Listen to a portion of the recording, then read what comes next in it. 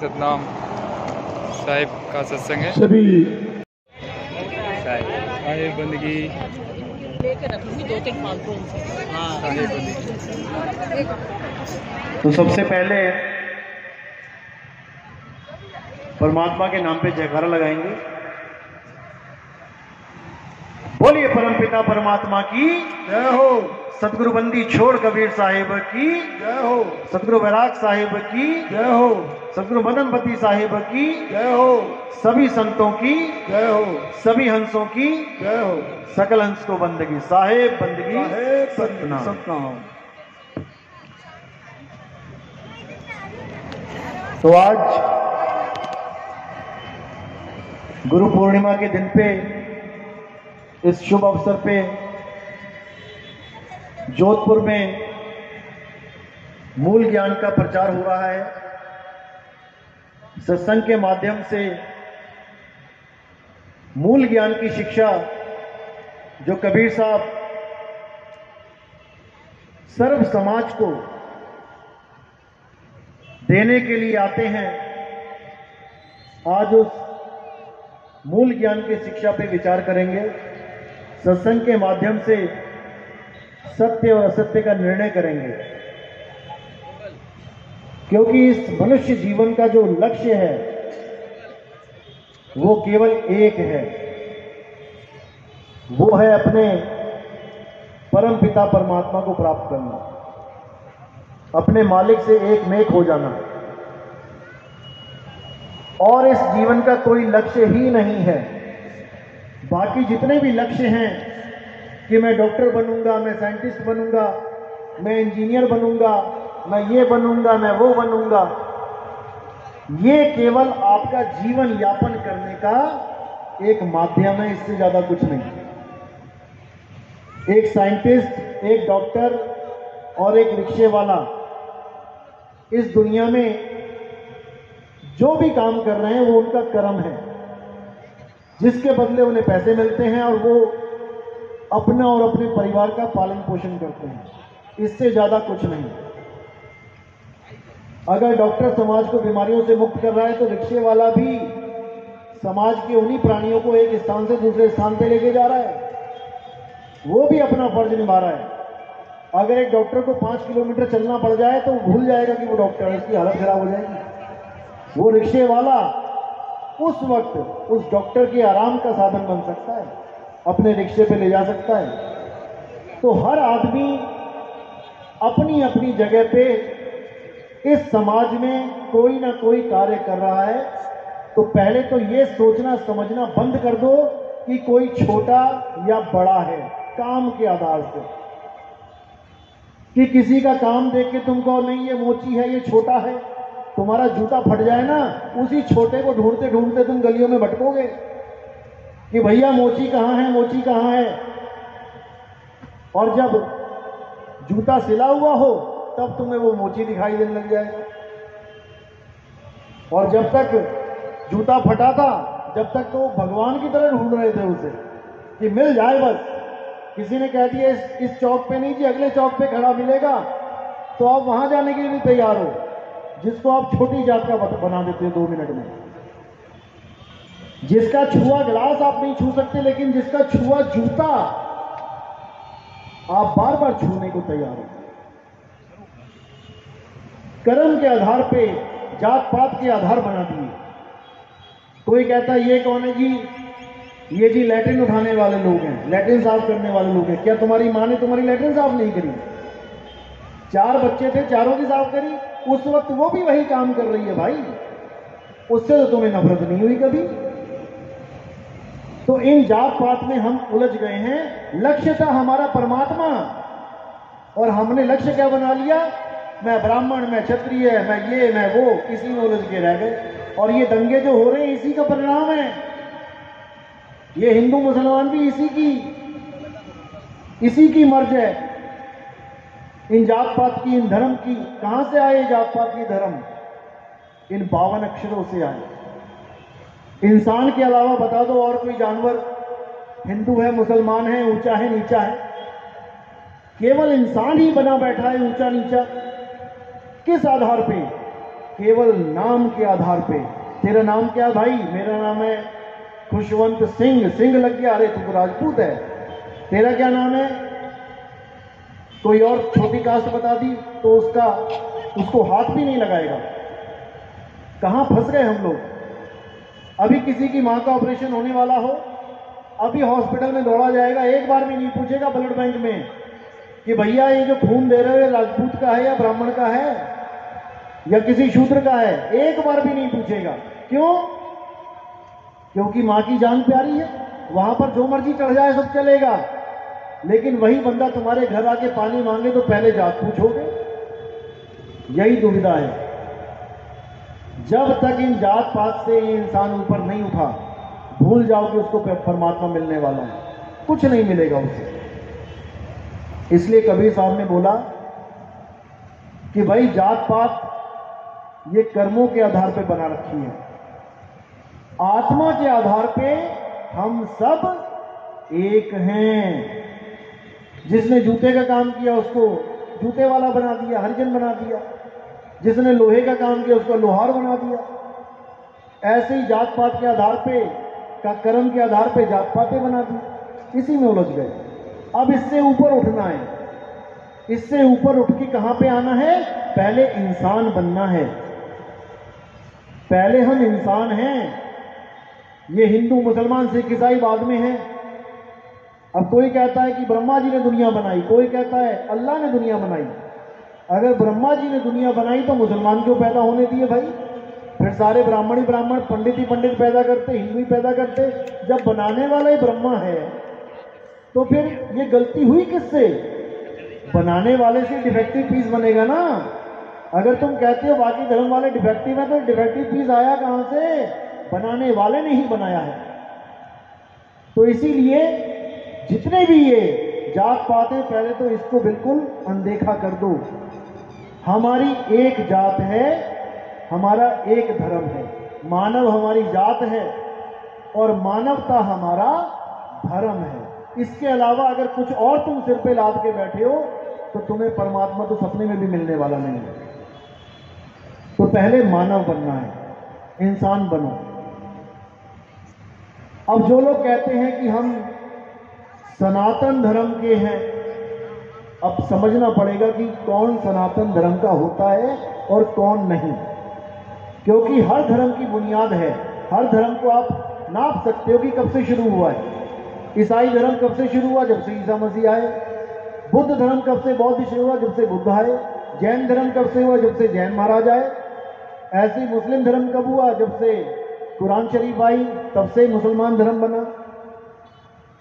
अब हिंदुओं में कहते हैं हम सनातन हैं, यानी जिसका कोई आदि और अंत नहीं होता। सनातन का मतलब है जिसका कोई आदि अंत पता ही ना हो। लेकिन तुम पूजा किसकी कर रहे हो? राम जी की। तो राम जी का तो आदि पता है हमें, त्रेता में आए हैं। अब कोई कहे मैं कृष्ण जी का पुजारी हूं, तो कृष्ण जी कब आए? द्वापर में आए हैं, उसका भी हमें आदि पता है। कोई कहे विष्णु जी का, तो उनका भी पता है कि सतयुग में आए। सनातन क्या चीज है? सनातन का मतलब क्या है? जब तक ये समझ में नहीं आया तब तक हम कितना ही कह ले कि हम सनातनी हैं, हम सनातनी नहीं हैं।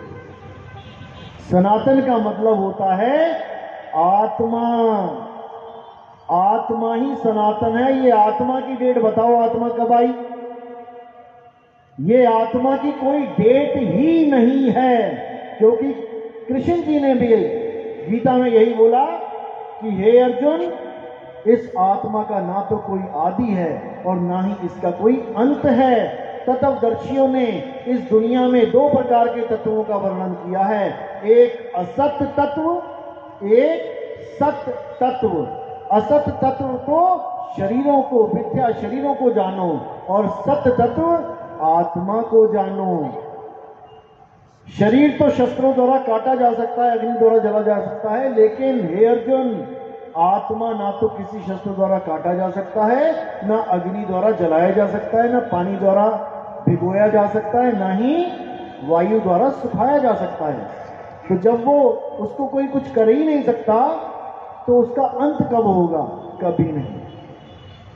जो आत्मज्ञानी हैं असल में वो सनातनी हैं, और जो शरीरों के ज्ञानी हैं वो असत्य के ज्ञानी हैं। वो सनातन कभी सपने में भी ना सोचे अपने आप को। तो इसी को समझाते हुए कबीर साहब ने भी यही भेद खोले कि जल में नीन प्यासी मुँह देखती आवे हांसी, आत्मज्ञान बिना नर भटके, कभी काबा कभी काशी। मुसलमान काबे को दौड़ते हैं और हिंदू काशी को दौड़ते हैं, लेकिन दौड़ना कहां था? आत्मज्ञान के लिए, कि मुझे कोई ऐसा गुरु मिल जाए जो मुझे आत्मज्ञान बता दे, मुझे मेरा ज्ञान बता दे, मैं कौन हूं।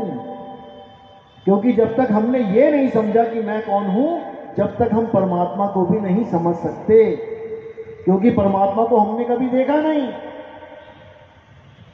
अब हमने ऐसा गुरु धारण करना है जो मुझे मेरा ज्ञान करा दे, क्योंकि जो परमात्मा है वही मैं हूं, जो तू सो हम, लेकिन हम जान नहीं पा रहे हैं।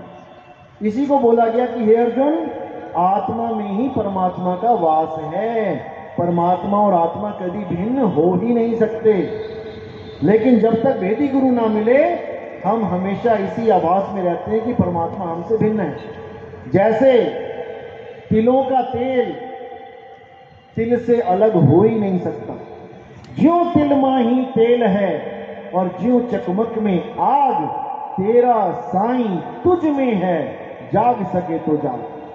तुझ में है यानी मुझ में है का मतलब मुझसे भिन्न तो वो है ही नहीं, लेकिन कोई ऐसा मिले तो सही जो मुझे मेरा ही ज्ञान करा दे, तभी तो मैं अपने आप में ढूंढूंगा। जितने भी मिल रहे हैं मुझे देही बता रहे हैं कि मैं शरीर हूं, और मुझे शरीरों के अंदर ही ढूंढवा रहे हैं परमात्मा, कभी मिलने वाला नहीं है। शरीर तो एक पिंजड़ा है और इस पिंजड़े में एक तोता रहता है जिसको जीव कहते हैं, जीवात्मा। पिंजड़ा 10 दरवाजों का है और जीवात्मा उसमें बैठा हुआ है, यानी तोता पिंजड़े में बैठा हुआ है। अब जो भी मिल रहा है वो तोते को पिंजड़े का स्वरूप बताता है कि तुम आदमी हो, तुम औरत हो, तुम्हारा भगवान भी आदमी और औरत है। आज तक हम किसकी पूजा करते आए हैं? आदमी और औरत की। हमारे सत्संग में पिछली बार एक रविदास महाराज जी की एक शिष्य आ गई, बैठ गई, तो बात चली, बातों में बातें चलती रही। तो मैंने केवल एक सवाल पूछा कि ये बताओ कि आप जिसकी पूजा करते हो, वो मूर्ति पूजा करते थे रविदास जी की, मैंने उनको ये बोला कि रविदास जी आदमी हैं या औरत हैं, बस मुझे इतना बता दो। अब वो परेशान हो गई कि भाई ये क्या पूछ लिया, क्योंकि थोड़ी ही देर पहले मैंने उसको गीता का ज्ञान समझाया था जिसमें साफ बोला गया था कि हे अर्जुन, तू और मैं शरीर नहीं है। शरीर क्या है? आदमी का शरीर या औरत का शरीर? आदमी का औरत का शरीर तो कपड़े हैं जो जीवात्मा ने धारण किए हैं। जीवात्मा ने कपड़े धारण किए, ना कि जीवात्मा कपड़े है। वो तो कपड़ों को छोड़ के एक दिन चला जाएगा। तो जब जीवात्मा कपड़े नहीं है तो मैं कपड़े कैसे हो गया? रविदास जी कपड़े कैसे हो गए? यानी शरीर। कबीर साहब कपड़े कैसे हो गए? कृष्ण जी कपड़े कैसे हो गए? जो खुद कह रहे हैं हे अर्जुन, ये शरीर तो कपड़े हैं, हम और तुम तो आत्मा हैं। तो जो अपने आप को कपड़ों से अलग समझ रहा है वो कपड़ा कैसे हो सकता है? तो जब वो कपड़े नहीं है तो हम कपड़े कहां से हो गए? यानी मैं आदमी कैसे हो गया और तुम औरत कैसे हो गई? आदमी और औरत तो कपड़े हैं, ना तुम कपड़े ना मैं कपड़ा, ना तुम औरत ना मैं आदमी, तो क्या है? तो वो अपने मुंह से बोली कि हम आत्मा हैं। तो मैंने उससे पूछा क्या हम आदमी और औरत हैं? तो कहती नहीं, हम आदमी और औरत नहीं है। इतना ज्ञान तो उसके समझ में आ गया। लेकिन अब अगला सवाल जब मैंने रख दिया कि रविदास जी क्या हैं, आदमी या औरत, अब वो चक्कर में आ गई। अब क्या बोले? अब वो बोल ही नहीं सकती कि रविदास जी आदमी हैं, क्योंकि रविदास जी तो आत्मा हैं। आदमी औरत तो कपड़े हैं। तो सारी उम्र किसको पूछते रहे? कपड़ों को। रविदास जी का तो भेद पता ही नहीं लगा, कबीर साहब का तो भेद कबीर पंथियों को पता ही नहीं लगा। कि कबीर साहब हैं कौन, उनकी मूर्तियां बना बना के पूज रहे हैं, जबकि कबीर साहब से बड़ा विरोधी कोई था ही नहीं मूर्ति पूजा का। लेकिन आज उसी के नाम पे करोड़ों रुपए के मंदिर बना के बैठे हैं। यही अज्ञान है और कहला रहे हैं मठाधीश कबीरपंथी। दिक्कत तो ये है। तो कबीर साहब यही समझा रहे हैं कि ना मैं आदमी और ना तू औरत, हम दोनों ही आत्मा हैं और इसी आत्मा का ज्ञान हमें प्राप्त करना है। इसी आत्मा में परमात्मा छुपा बैठा है। तो साहिब ने साहब बोल दिया, जब लगना चीनोगे आत्म तब लगना मिली है परमात्म। आत्म चीन है परमात्म चीन है, संत कहावै सोए, और यह भेद काया से बाहर बूझे बिरला कोई। ये भेद ऐसा है जो काया में नहीं है। काया में क्या है? लीवर है, किडनी है, गुर्दे हैं, हड्डियां हैं, मांस है, खून है, लार है। ये मिलेगा काया में, परमात्मा नहीं मिलेगा। ये तन विष की बेलरी, गुरु अमृत की खान, और शीश दिए जो गुरु मिले तो भी सस्ता जान। ये तन है विष की बेलरी, इसमें 9 दरवाजे खुले हैं, 9 दरवाजों से गंदम गंदा निकलता है पूरा दिन। इस गंदे शरीर में परमात्मा तो मुझे नहीं लगता कि वो रहे इसमें तो जीवात्मा फंसी पड़ी है। 10 द्वारे का पिंजड़ा तामे बोले पौन, रही देखो अचरज है उड़ा सो अचरज कौन।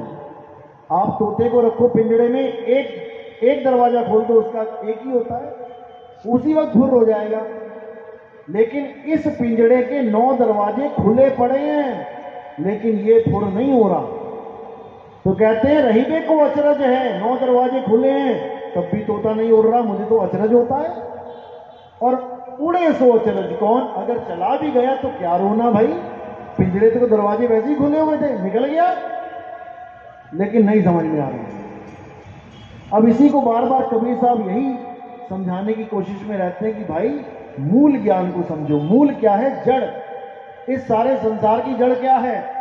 ये सब कुछ कहां से प्रकट हो रहा है? आत्मा से ही होता है सब कुछ।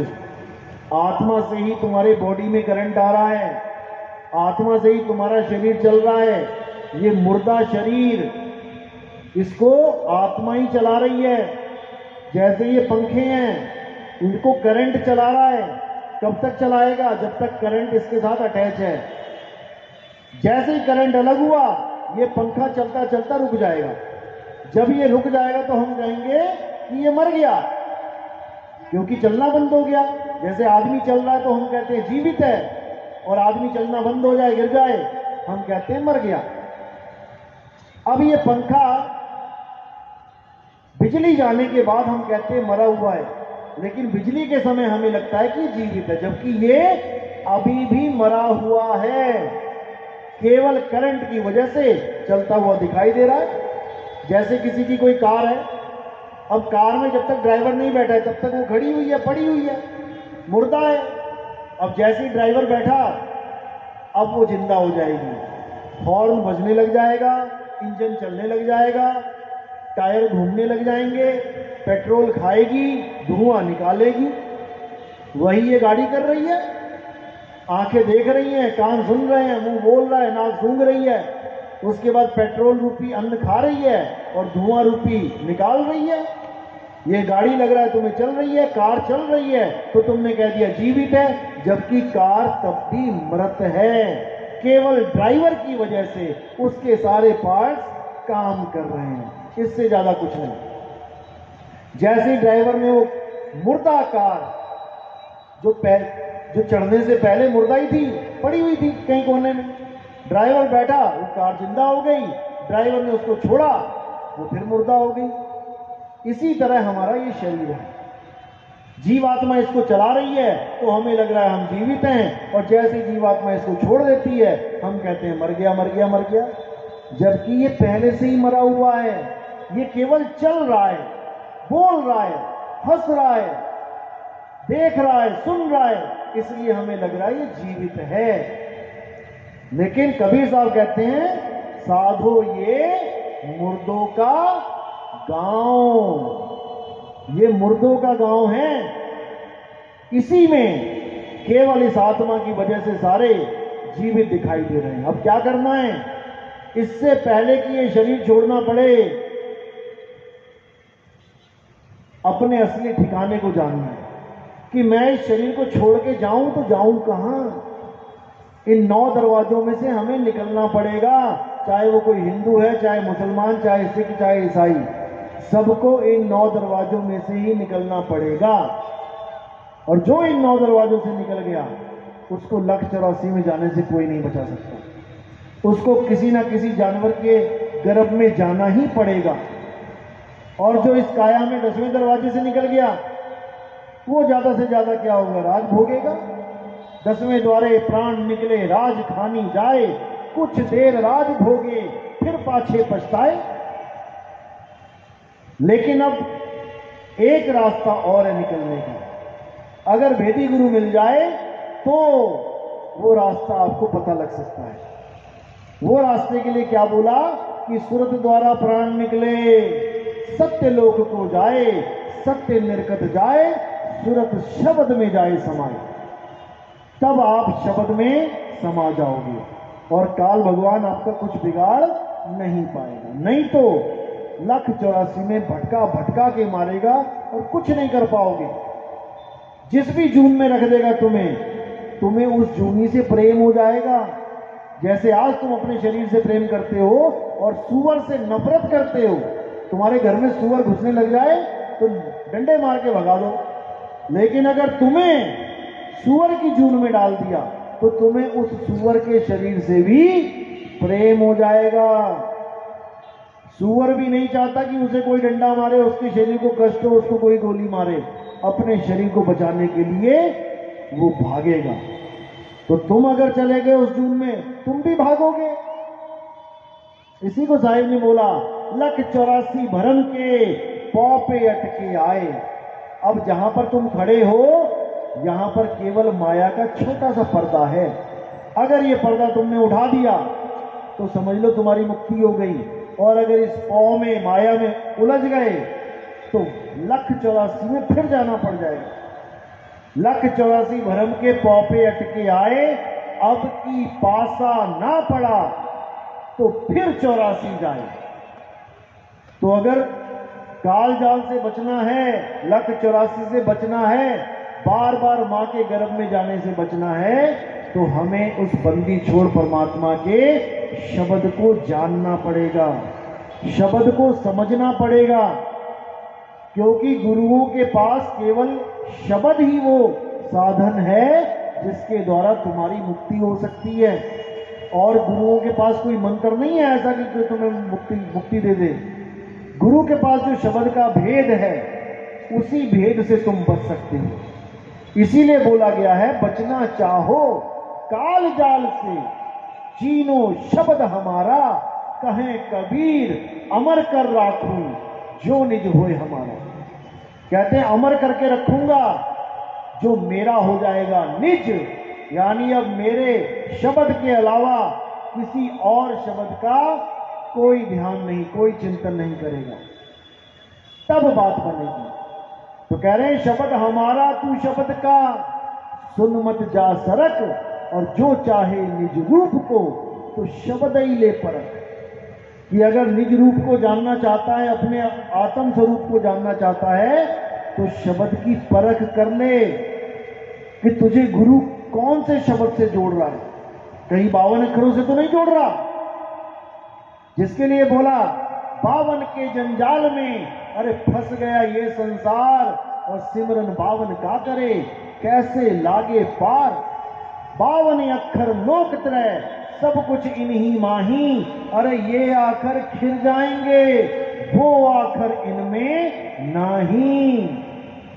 इन 52 अक्षरों के द्वारा मुक्ति नहीं मिलेगी। 52 अक्षरों के नाम जाप को जपी जपते हैं, और शरीर को कष्ट देने वाले तपी तपते हैं। हमने जपी तपी नहीं बनना है।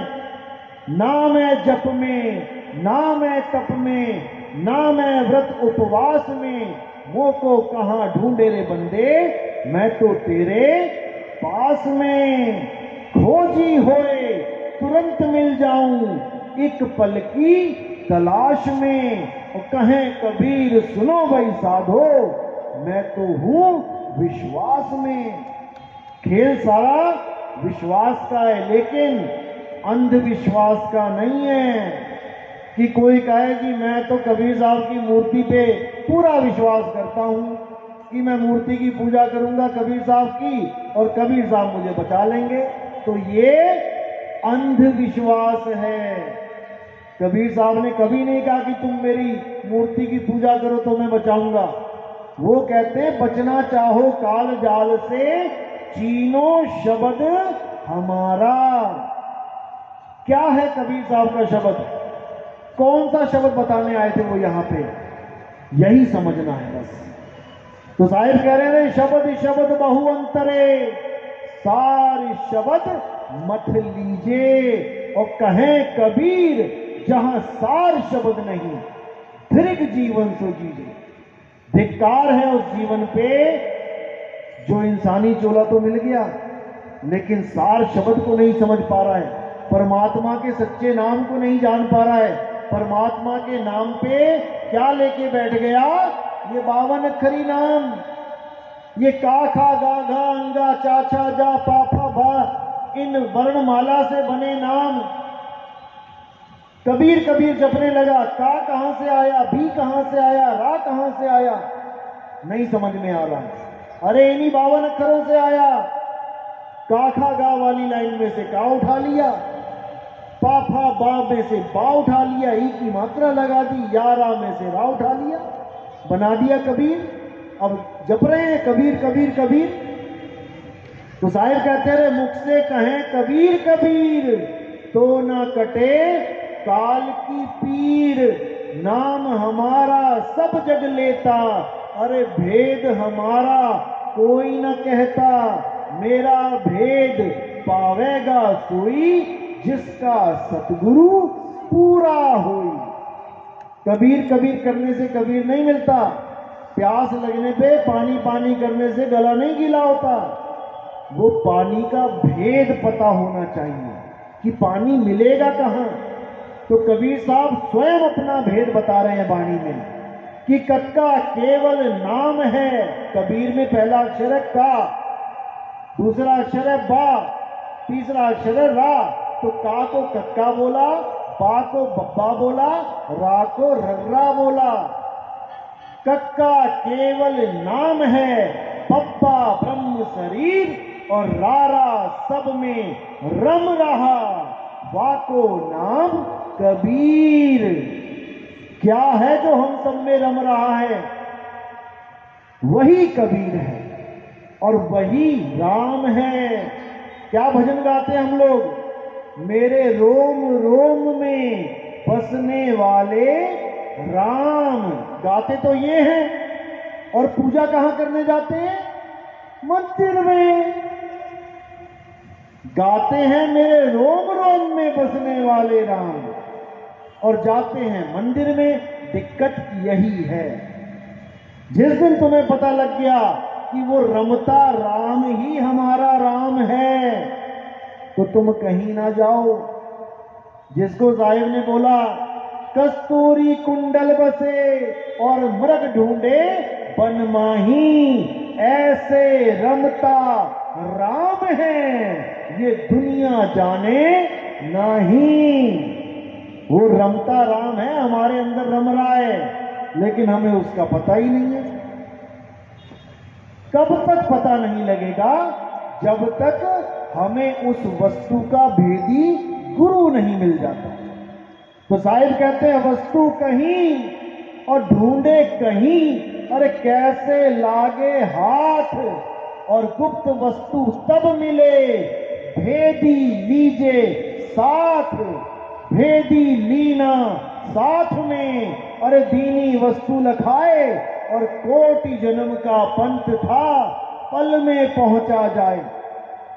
सतयुग बीत गया, त्रेता बीत गया, द्वापर बीत गया, हम लोग उसमें भी थे युगों में।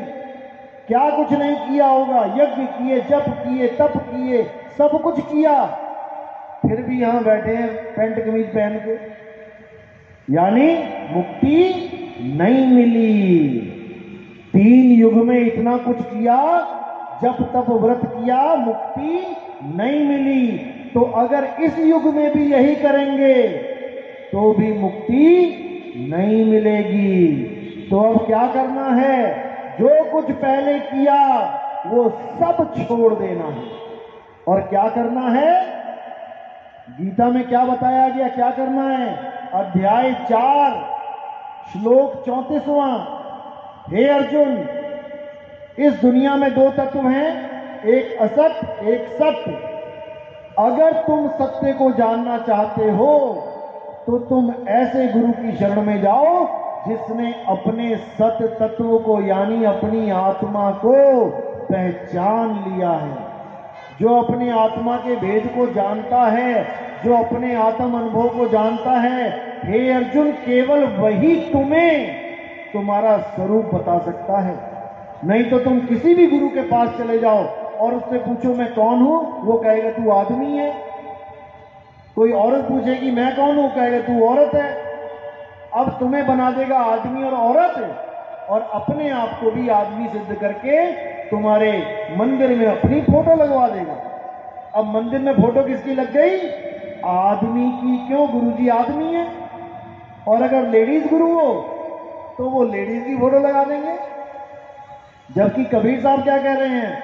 अरे तुमसे कहूं मैं नाम विचारी, ना वो ज्योत, ना पुरुष ना नारी। ये पुरुष और नारी एक जून है।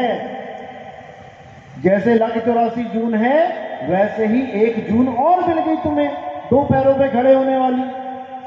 अब जब तुम 2 पैरों पे खड़े हो गए, तब तुम एक बार भी नहीं सोचते कि मैं कभी घोड़ा भी था, मैं कभी हाथी भी था, मैं कभी कुत्ता बिल्ली भी था।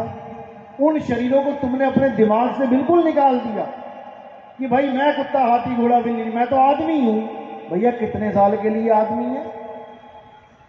जब कुत्ता बिल्ली था तो कितने साल के लिए था? 10-12 साल के लिए कुत्ता था, 5-7-10 साल के लिए बिल्ली था। जब मच्छर बना तो 3-4 दिन के लिए मच्छर बन गया।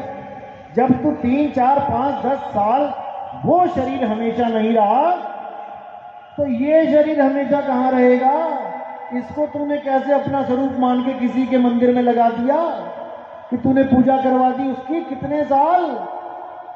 अरे 50, 60, 70, 80, हद से ज्यादा 100, 110, 20 साल। उसके बाद ये शरीर छोड़ के दोबारा 84 में चले गए गुरुजी। अब बन गए घड़ियाल। अब कहे कि घड़ियाल की फोटो लगाओ, गुरुजी तो घड़ियाल बने हुए हैं, घड़ियाल की फोटो लगा के पूजा करते हैं, तब कोई ना मानेगा। लेकिन ऐसा होता है, गुरु भी 84 में जाते हैं। कबीर साहब प्रमाणित करते हैं, अरे झूठा गुरु अजगर बना, 184 जाए, और सारी संगत चींटी बनी, तोड़ तोड़ के खाए। जिनके लाखों करोड़ों चेले हैं, जो सत्संग में चले जाओ तो रास्ता ही नहीं दिखाई देता, जाना कहां है? खोपड़ियां ही खोपड़ियां दिखाई देती हैं केवल। कहते हैं ऐसी चींटियां ही चींटियां दिखाई देंगी, अजगर दिखाई भी नहीं देगा, गया कहां? तो ऐसी दुर्गति होगी जब तुम्हें 52 अक्षरी नाम देने वाला गुरु मिल जाएगा और कह देगा कि बेटा सारी उम्र 52 अक्षर जपता रहे, मिल जाएगा परमात्मा। कभी मिलने वाला नहीं है। कब मिलेगा? जब भेदी गुरु मिल जाएगा। तो भेदी गुरु की महिमा कबीर साहब ने गाई है, ना कि जपी तपी सन्यासियों की। जपी तपी सन्यासियों को तो खंडन किया है कबीर साहब ने। लेकिन आज जितने भी गुरु हैं ये सब खुद भी जप रहे हैं, तुम्हें भी जपवा देते हैं। खुद भी नाम जप रहे हैं काउंटर मशीनों पे, 1 2 3 4 5 6। तुम्हें भी कह देंगे ले पकड़ ले और उंगली चलाता रहे, माला पकड़ा देंगे हाथ में। और कबीर साहब क्या कह रहे हैं कि माला तो कर में फिरे और जीव फिरे मुख माही, और मनवा दसहु दिसी फिरे, ये तो सुमिरन नाही। वो कांटा मार रहे हैं और यहां माला पकड़ा रहे हैं लोग। तो जब मैंने भजन गाया YouTube पे कि भला हुआ मेरी माला टूटी और मैं राम भजन से छूटी, तो लोग मुझे फोन करने लगे, भैया ये कौन सा ज्ञान आ गया, तूने तो माला ही तोड़ दी, परमात्मा क्या मिलेगा? अरे भाई, जब तक माला टूटेगी नहीं तब तक परमात्मा मिलेगा नहीं। चक्कर ये है, लेकिन समझ में नहीं आता है। समझ के किससे पड़ेगा? उसके समझ में पड़ेगा जो अंकुरी जीव है, जिसने पिछले जन्मों में कबीर साहब की क्लासें अटेंड करी होंगी ना, वो समझ पाएगा कि ये बात कहां की चल रही है और एकदम पकड़ेगा। जैसे कौवे के घोंसले में कोयल के बच्चे होते हैं, जब कोयल आती है और एक बार अपनी आवाज सुनाती है, उसी वक्त वो सारे बच्चे एकदम कान खड़े करके देखते हैं ये आवाज कहां से आई। इतनी आकर्षित कर देती है उनको वो आवाज कि वो कौवे के घोंसले को छोड़ने को तैयार हो जाते हैं। तो ऐसे ही हमारा सत्संग है, सुन तो सब लेंगे लेकिन पल्ले नहीं पड़ेगा किसी के। पल्ले केवल उसके पड़ेगा जिसका अंकुरित जीव है, जिसने बंदी छोड़ की क्लासें अटेंड की हुई हैं। वो समझ जाएगा कि भाई यही तो है जो मैं जन्मों जन्मों से ढूंढ रहा था, अब मिली वो चीज। अब वो अटल होके भक्ति करेगा, तब परमात्मा उसको मिलेगा। तो आगे सत्संग हमारे YouTube पे आते हैं, आप सुन सकते हैं, क्योंकि सुबह से काफी लंबा प्रोग्राम हो गया है, लेकिन बढ़िया है। ऐसे ही मालिक दया करता रहे, बख्शिश करता रहे, ऐसे ही सत्संगों की लहर चलती रहे। और आज एक बहुत अच्छी शुरुआत हुई है, जो आपने देखा कि किरण जी ने स्टेज पे बोला कि अगर आप योगदान करना चाहें तो कर सकते हैं। क्योंकि देखो ऐसा होता है, जब हमारे सत्संग कोई YouTube पे देखता है तो उसको लगता है भाई ये तो आलीशान ऐसे वैसे, मैं तो कभी जिंदगी भी नहीं करा पाऊंगा। गरीब आदमी है, जो गरीब बंदा है, उसका भी सपना होता है कि मेरे घर में भी गुरु जी आए, मैं भी कुछ लोगों को बुलाऊं सत्संग में, लेकिन वो ये सोचने लग जाता है कि मैं कैसे करूंगा इतना खर्चा। तो ये एक शुरुआत थी आज कि भाई हाथ से हाथ मिले तो हर काम आसान हो जाता है। आपने गाना भी सुना होगा पहले कि साथी हाथ बढ़ाना, एक अकेला थक जाएगा, मिलके जोर लगाना, साथी हाथ बढ़ाना। आज ये इंतजाम सारा दीपक जी कर रहे हैं, लेकिन कब तक?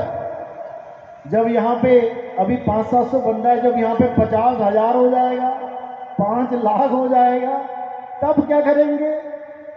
इसलिए सबको एकजुट तो होना पड़ेगा।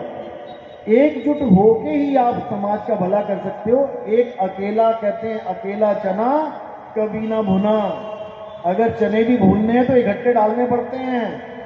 इसीलिए अगर कोई चाहता है कि हमारा सत्संग उसके घर में हो, लेकिन वो असमर्थ पाता है अपने आप को कि मैं इतना नहीं अरेंजमेंट कर सकता, तो उसको हमारी पूरी सपोर्ट मिलेगी। अगर हम प्रचार के लिए आप लोगों से कुछ दान लेते हैं तो उसको हम लगाना भी जानते हैं। तो कोई भी भगत, क्योंकि ये लाइव चल रहा है और हजारों लोग देख रहे हैं, अगर किसी भी भगत के दिल की ये फरियाद है, उसकी इच्छा है कि हमारा सत्संग उसके घर में हो, तो बेहिचक होके, क्योंकि देखो हमारी कोई फीस नहीं है। आप किसी भी गुरु को बुलाओगे, लाख रुपए, 50,000, 70,000 से नीचे बात नहीं करेगा वो। हमारी 1 रुपया भी फीस नहीं है, ना मैं किसी से लेता हूं। हाँ, अपनी इच्छा से जो योगदान करना चाहता है वो कर सकता है, उसको मनाही भी नहीं है, क्योंकि वो भी चाहता है कि मेरी नेक कमाई परमात्मा के प्रचार में लगे। लेकिन ना तो नितिन दास ने कभी फीस ली है और ना ही जीवन में कभी लेगा, क्योंकि हमारा मकसद ये है ही नहीं। हमारा मकसद है घर घर में इस ज्ञान की गंगा को बहाना और जीवों का कल्याण करना। जो मेरे भाई इस सत्संग को सुन रहे हैं लाइव और वो चाहते हैं कि उनके घर में भी सत्संग हो, बेहिचक फोन करो और अरेंजमेंट करो। जहां पर भी कमी पेशी होगी वो हम लोग पूरा करेंगे। लेकिन हम चाहते हैं कि घर घर होवे बोध विचारा, घर घर में मालिक के नाम की लहर चले, घर घर में परमात्मा का प्रचार हो। और जितने भी ये मनुष्य टोले में हम जीव बैठे हैं, इस बार तो कम से कम हम निकल जाएं, नहीं तो दोबारा कैसी कैसी जूनों में आना पड़ेगा, आप सोच भी नहीं सकते। तो इसीलिए मैं अरदास करूंगा उन भाइयों से जो भी सत्संग कराना चाहते हैं वो बेहिचक फोन कर सकते हैं। बाकी हमारा YouTube चैनल है, आप इसको शेयर कर सकते हैं अपने परिवारों में, रिश्तेदारों में, दोस्तों में, ताकि एक सत्य ज्ञान की लहर घर घर तक पहुंचे और जो असली कबीर साहब का जो असली ज्ञान है, जो विदेही ज्ञान है, वो हर जीव के समझ में आए और जीव अपना कल्याण कर पाए। हमारे दिल की यही इच्छा है और यही हमारे जीवन का एकमात्र लक्ष्य है। तो इसी के साथ मैं वाणी पे विराम देता हूं। और जो भी भगत दूर दूर से आए हैं, जिनकी ट्रेन अभी रात की है, उनके लिए खाने की व्यवस्था की गई है। वो अपना टिफिन लेके जाएंगे ताकि उन्हें कहीं प्रॉब्लम ना हो रास्ते में। बाकी जिन्होंने कल जाना है उनका भी रहने का, खाने का पूरा प्रबंध है, आप बड़े आराम से रह सकते हैं। और जिसने अपना कल जाना है वो कल जा सकते हैं। तो इसी के साथ मैं वाणी पे विराम देता हूं। बोलिए सतगुरु बंदी छोड़ सतगुरु सत्य कबीर साहिब की जय हो, सदा ही जय हो, सदा ही जय हो मेरे मालिक की। साहिब बंदगी सतनाम सतनाम जय हो।